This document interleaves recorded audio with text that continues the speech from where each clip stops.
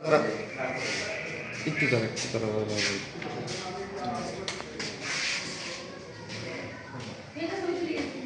তার ভাই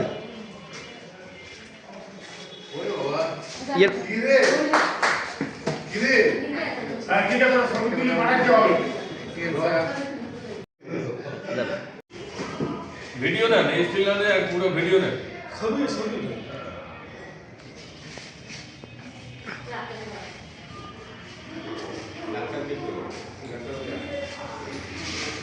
ये भूत बैलट डाल दे कमल को दे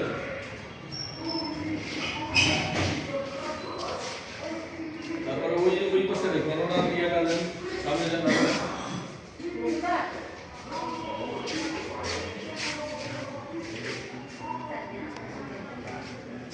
হ্যাঁ ওইখান থেকে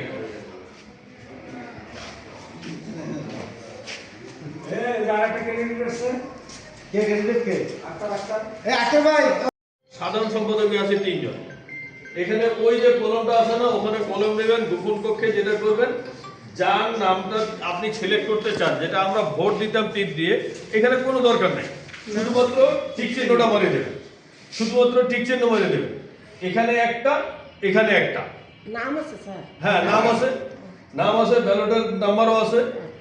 তাহলে শুধুমাত্র টিক চিহ্ন, দুইটা টিক চিহ্ন। আমাদের একটা ব্যালটে কয়টা টিক চিহ্ন হবে? মাত্র দুইটা, সভাপতিতে একটা, সেক্রেটারিতে একটা।